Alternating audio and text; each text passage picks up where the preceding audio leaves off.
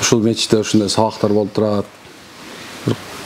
Ошол кичинекей балдар ушинтип биздин балдар келип сабак алып, машалла, өсөт да ушундай. Бирок Алла Таала баягы ушундай зат экен, кайсы ниет кылса ошо берет экен да. Ошо баары ниет кыла алса, ар бир мечитте ушундай сабак болуп турсун, Ар бир намаздан кийин адамдар мечиттен жанагы бир от койгондой качпасын. Билесиздер да турабы? Мусулмандар качан мечитке киргенде балык сууга киргендей экен да. Сууга чыгап туруп, анан кайра киргизсең кандай, суу ушунчалык өз үйүнө жүрөт экен. Ал эми 200-дүлөр болсо капаска кирген чымчыкта экен да. Арынып, беринип, тезирээк чыгып кетип жыртык издейт экен да. Ошо момун субханалла бул үйлөр, мечиттер. Мына ушул жерде Алла Тааланын өкүмдөрү айтылат, пайгамбар үстүнө айтылат, бактылык туурасына айтылат. Ушул жерде маданият ушул жерде, этика, эстетика ушул жерде, оңолунун жолу ушул жерде. Кимде ушул жерге кирип туруп, анан шашпастан Кудай менен сыйынып турганан, Кудайдын сөзүн угуп турганан чыгып кетсе, анда машаллах, анда ошол да муттуу, ошол жеңишке жетти Кудай кааласа. Ушундай экен. Демек, бүгүн иншалла аша чаап кетүү туурасында, дин иштеринде аша чаап кетүү туурасында. Эми билесиздер, бул өзү Риядус Салихин момундардын бакчасы деген китеп, бир өзгөчө китеп, бул бүткүл нерсе окуп, Шафи мазхабындагы алым жазган, бирок ошондо болсо деле адеп, ахлак жагына келгенде бул китепке мындай эме жок, конкуренция жок. Демек, Алла Таала Куранда дагы, ошондой эле пайгамбарыбыз хадисинде дагы ошо диндин жеңил экендигин бизге аябай түшүндүрүп кетиптир. Азыркы мезгилде кээ бир адамдар дин десе башкача көрсөтүп коюп атышат, туурабы? Адамдар бизди карап динге кирбестен тескерисинче бизди карап динден качып атат, безип атат. Мен ошондой дин болсо анда мен жашабайм дейт, туурабы? Мен жакында бир эме кылды, бир устаз отуруп сүйлөп, бир орус улутундагы бир келин кыз, вот Россиядан бир кыргызга тийип келиптир. Анан келгенден кийин шарт коюптур, мусулман болсом, макул мусулман болом деп.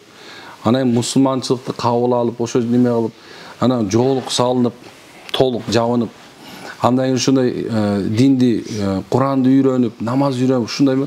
Анан бирок ошол үйдөгү дин тутунгандар баягы өзүнүн мындай акыйкатын көрсөтүп коюптур да, ким экенинчи. Тура мисалы адамгачы, мисалы адамды байлык бузбайт да. Просто ошо байлык келген адам эмне экен, ким экенин чыгарып коет да. Адам бузбайт негизи, ошол адамдын өзү мүнөзү эле кандай болушу чыгарып коет да. Анан биз динге келген сайын оңолушубуз керек да, туурабы? Анан келгенден кийин баягы кайненеси, кайнатасы ушунча бай өзүнүн мындай ислам динине жок нерсени көрсөтүшкөн экен да. Анан айтыптыр, бул китепте башкача, бирок силер башкача экенсиңер да. Деп туруп ошол жерден жоолугун чечип, анан кетип, христиан бир жигит кайра эметип алыптыр, тийип алыптыр. Бирөөнүн динге келишине себеп болушуна, динден чыгып муртат болушуна себеп болуп калыптыр да. Демек, биз динибиз андай эмес турган. Бизде динибизде качан адам ошо келгенден кийин, динге келгенден кийин. Көчөдө айттым туурабы? Бүгүн айттым окшойт да. Биздин тилибиз менен, колубуз менен зыян келбейт. Ушул.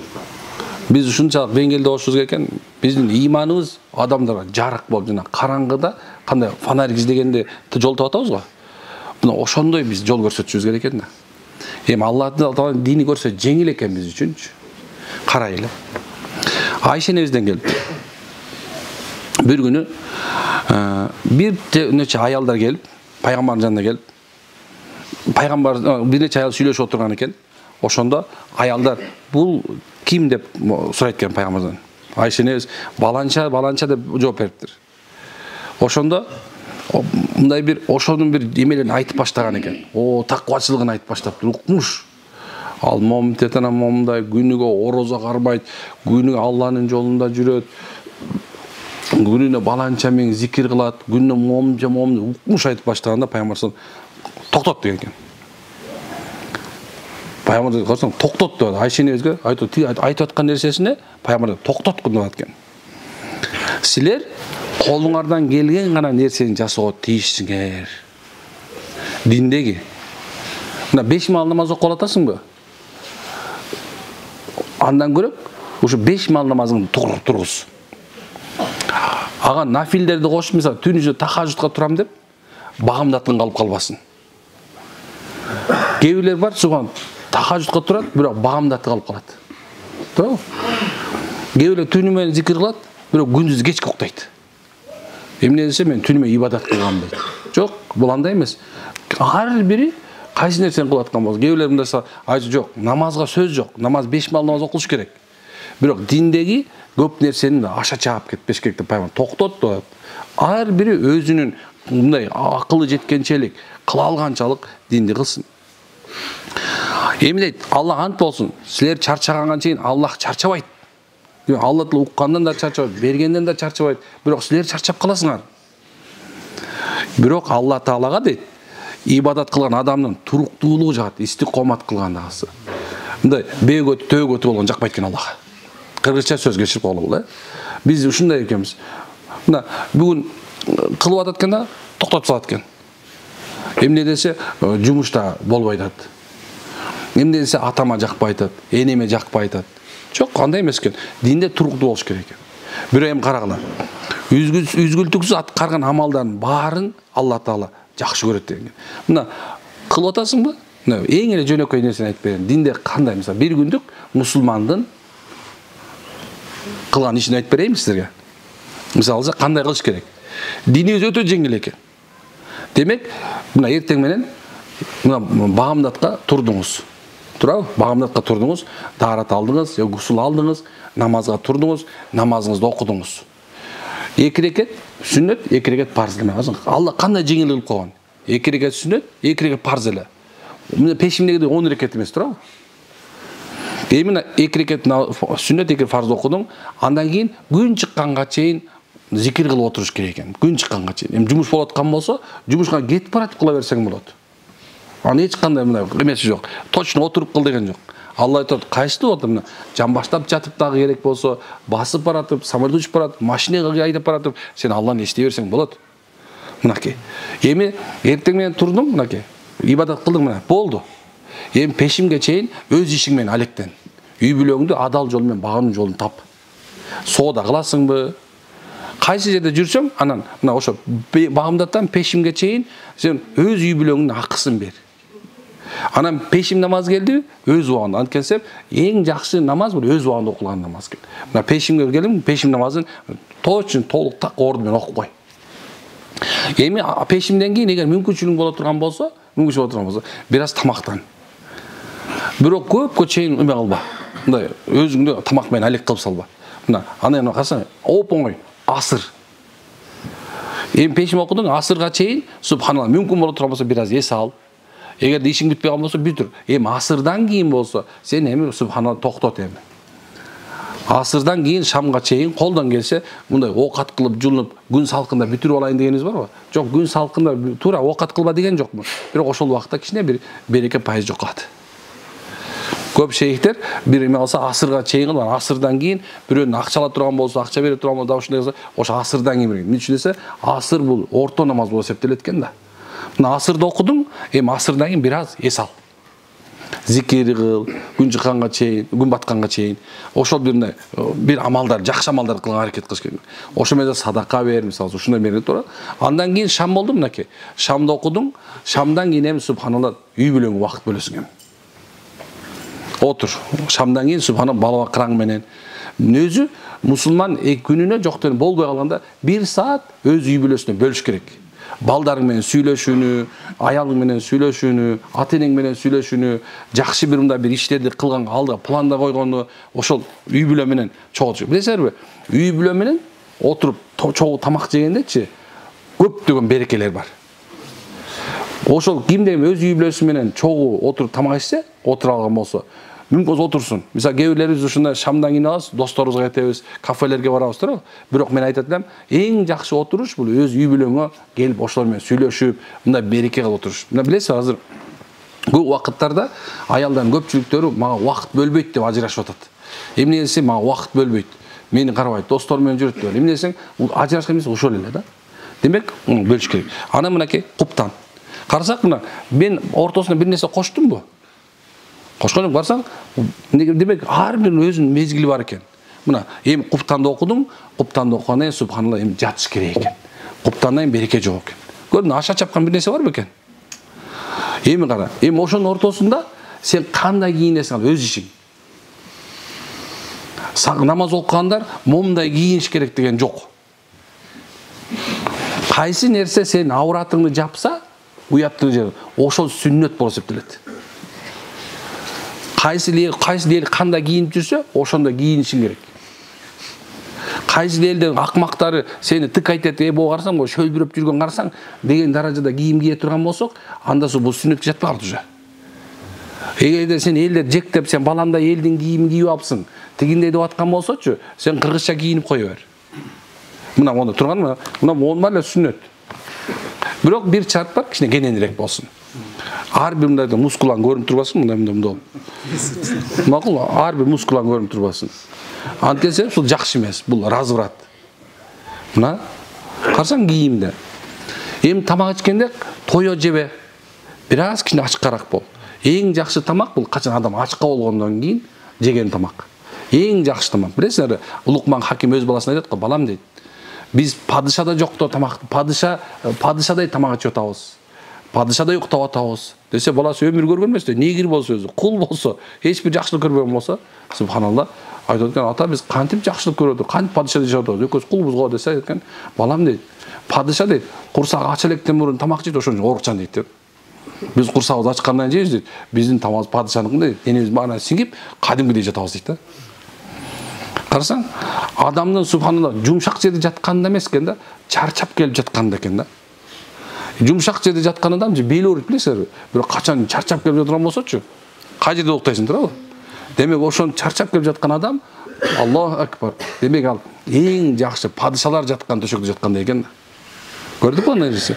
Демек динибизде мындай айткан жокмун, аскетизмди айттымбы? Жок, субханалла. Бирок эгерде мүмкүнчүлүгүң боло турган болсо, акчаң бар боло турган болсо, эч ким менен талашпай, тартышпай, адалдан тапкан болсо, анда жакшыраак тамак жеп кое бер, ал эчтеке болбойт. Кийимдин жакшысын кийип кое бер, бирок ысырап кылба. Ысырапкорлук Алла жакпайт. Карасаң, мына динибиз кандай экен? Жеп жеңил бекен? Ошол эле мезгилде динди дагы мындай жанагындай бир момундай аша чаап, аны астагфируллах деп эле монтип эле башын жерге тыгып алып эле астагфируллах деп калбагыла. Бир нерсени астагфирулла деп мынтип коет да, астагфирулла. Андай кылган болбойт. Субхан. Астагфируллах айтардан мурда сен ошо положениесине кир. Мен дайыма айтып берем, субханалла. Кээ бирде мен жаныма келип ошо отурганда, кээ бирде мындай жөнөкөй чечинип жан көрөт. Мынтип карап коем да айтам, эрмек, бул сенден ыймандуу дем керек болсо. Анткени биз адамдын жүрөгүнө кирген жокпуз да, туурабы? Ошон сен бир адамдын жүрөгүн билбегенден кийинчи биз ал жөнүндө эчтеке айтканга укугубуз жок. Балким Кудайга ал көбүрөөк жагат сагарындачы. Кудай Таала бир сойкунун бир итке кичинекей суу алып берип койгон себебиненчи күнөөсүн кечирип пайгамбарды жөнөтүп койгон. Эч бир күнөөсү калбай калган болчу.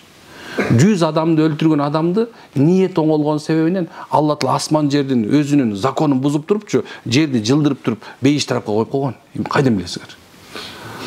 Ошол себебинен бир адам мисалы ушу аша чапкандардын көпчүлүктөрүчү бири намаз окуй алса астагфирулла, Алла жолуна чыгып астагфирулла, момунт эле өзү эле периште да. Ошо астагфирулла деген өз күнү да. Бирөөнүн кемчилиги жок. Бир адамдан качан гана адам жакшылыкты көрө баштаганда мына ошолор мына эң туура имандуу болуп эсептелет. Имандуулар бирөөнүн кемчилигин көрбөйт эч качан. Бирөөнүн дайыма жакшы жагын гана көрөт. Анткени билесиздер, туурабы? Адамдынчы, адам бири-бирине күзгү сыяктуу болот. Мына күзгү.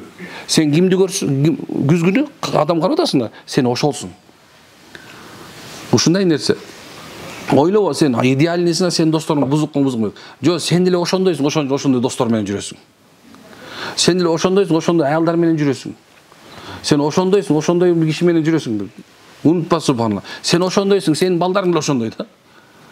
Не может быть, чтобы башкача болсун. Күзгү бул. Ошон үчүн динибизде аша чабуу жок. Динде аша чаппагыла, жөнөкөй болгула, жашоону мындай бир тартпагыла, кененирээк кылганга үйрөнүшүбүз керек. Бул дүйнөчү бул реальный эле чыгара. Үн чыгып атабы? Менин колум ооруп калды даже. Муну чапканда ооруйт экенчи эле бирок, кишини чапканда оорубайт. Дегенимчи, мына бар нерсе кайсыдыр канун. Бул дүйнөдө Кудай Таала берген биз жакшылык бул. Ошон үчүн бул дүйнөнү динде жашап, тескери бактылуу, бактысыз болуп калбагыла. Намаз окуп атам, Алла жолуна чыгып атам, илим алып атам деп эле көзүңдү аргачырып бияка туура күнөөдөн тарт. Бирок субханалла мындай кичине моюңду көтөрүп койчу деп атам. Кээ бирлер таң каласың, субханалла.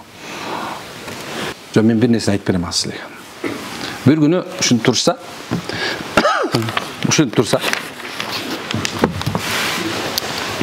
bir адамды мактап атышыптыр. О, бул ушундай намаз окуйт, бул ушундай Алла жолунда ушинтип жүрөт, ушундай деп айебай. Мына ошол мезгилде пайгамбар саллаллаху алейхи вассалам сураптыр. Мунун акылы кандай? Акылы барбы? Акыл парасаты барбы? Кыргызда бар билесиңерби? Акылы бар, эси жок деп коет турабы? Кээ бирлердин акылы бар. Бирок эси жок болот. Аны пайгамбар десе, Расул билбейсизби? Я Расул, бул амал кылып атпайбы? Бул намаз окуп атпайбы? Бул орозо тутуп атпайбы? Динде жүрбөйбү? Десе, пайгамбар ооба дептир. Бирок ахирет күнү Алла Таала аны ошол динди кылып аткан ишиңди акыл жүгүртүп кылдыңбы деп сурайт деген экен.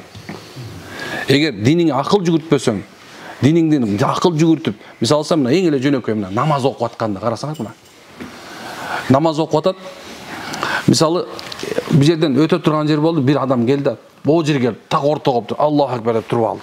Бул акыл жоктук. Аңдабастык бул. Мынтип караш керек, намаз окуп турат, карап туруп, мындай караш керек да. Так, азыр адамдар өтөт, алдыман өтөт, аны зыян берип калбайын деп четкерээк. Эмне болмок эле, алдына сутраны коюп койгондай, тактайды коюп коет, билесиңер, мындай сутра дейт. Коюп турган Аллаху акбар деп. Элдин баары деген төрүнүп өтүп атганчы. Жок туган, сен акылды иштетишиң керек. Мына четкерээк бар окушуң керек. Адамдарга тоскоол кылбашың керек. Орозосуңбу 1-4-күнү күнү. Эгер адамдар тамак ичип аткан болсо, бир шылтоо таап чыгып кетиш керек.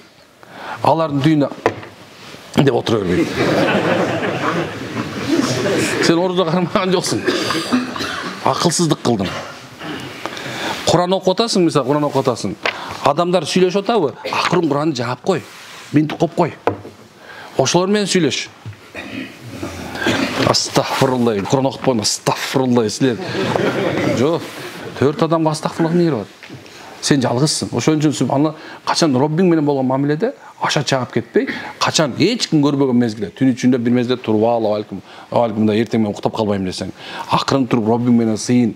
Анан кийин өзүңдүн бирөөнүн нерсеңди бирөөнү навязывать этип байлабасың. Ар бир адам өз деңгээли бар. Бирөө чабан, ага профессор сүйлөсө да баары бир. Бир нерсе айтып берейинби? Убакыт бар, бар экен. Bir günü deyt, bir alım, bir damla medreseni бүтүптүр дейт. 5 жыл болгон, 10 жыл окуп алгандан кийин китептерин жүктөп алып, анан айыл ар жакта экен, суунун этегин өтүш керек экен, ар бир сууну өтүш керек экен да. Анан кайыкчы бар экен. Кайыкчы. Анан кайыкчыга отуруп алып, бая кайыкчыга наез баштаптыр дейчи. Биз ушундай да сразу билетчи. Астагфирулла дейсиң, намаз окуйсуңбу? Hem gez-gezde okuyorum dedi. 5 mal okuyacak desin. Anan diyor, onu başladı. Diyor, ilim algan mı dedi. İlim aldın mı deptir. Yok, vaktim olur. Şunu balların bağışma ettiğin dese. Sarf nahvi okudun mu deptir. Okuyan mı esmiş dese. Cahil deptir. Şimdi ömrümü ötkü etken. Degençile ol böyle suuda mon kalcan bir nesi olup ketip jandan çoңураак пароход өтүп кеткенби билбейм. Жосо шамал болуп бир нерсе болду. Баягы билмөздөр моңод баягы кайык кыймылдап баштана баягы молдоке. Оны кармалды, кыйкырат дейт. Акырын дейт да. Анан баягы балык сап тур, баягы кайык сап тур да. Чаба барган билесиңби десе, жок дептир да. Келесо дептир. 5 жыл бою китеп тиктебей жоктон чаба үйрөнүп атып. Маттан дагычы, кээ бир адамдарчы мындай кандай десем, акылы толук болбогон себебинен субханалла. Ошол өз билген нерсебиз бирөөнү өз тим айтканда мат кылгысы келет да, жок. Жашоодо ар кандай нерсе келет. Бул айтып аткан нерсем ушул субханалла динибизди сүйлөрдөн мурда башка нерсени ойлонуш керек. Туурабы? Бул дурус нерсе. Демек туганым, машалла, Алла Тааланын дини биз үчүн рахмат үчүн берилген. Рахмат үчүн мен бактылуумун динимде, машалла, чын айтам.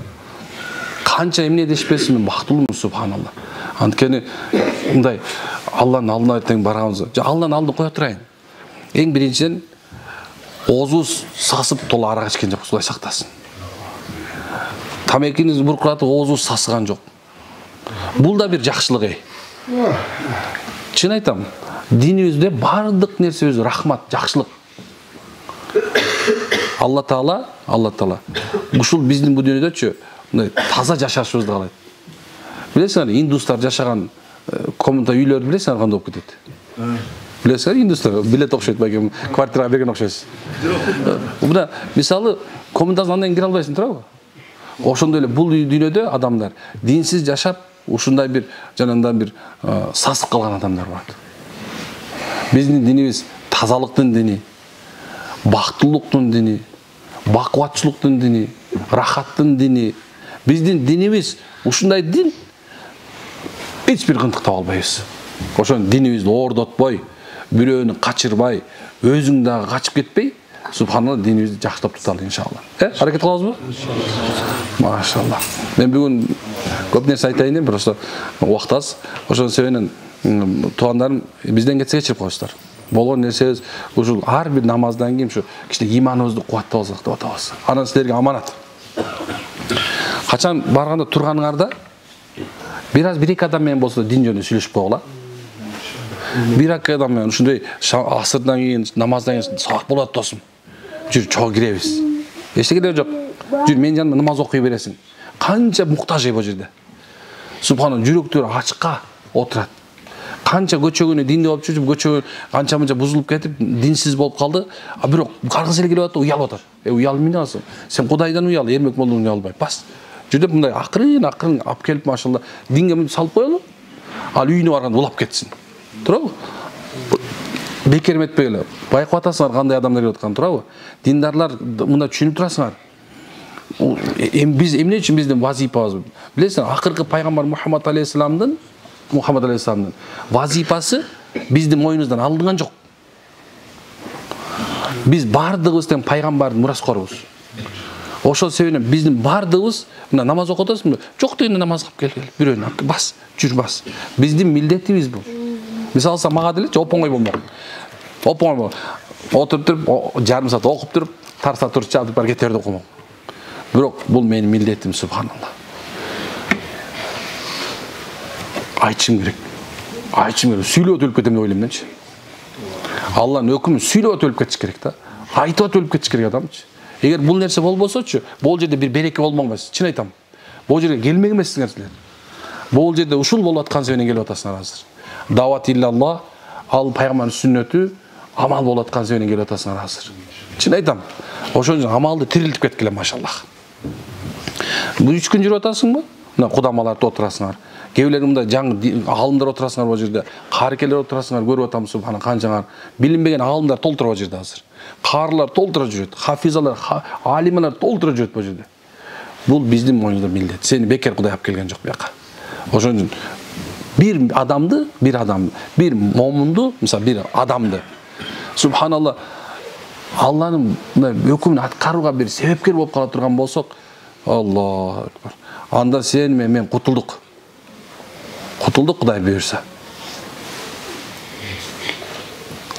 Даярбыз иншалла? Анда субханакалла хамдик. Машалла анта астагфирулла ва атубу илейк. Ай, машалла. Баарыңыздан Алла разы болсун. Карыкелерим мен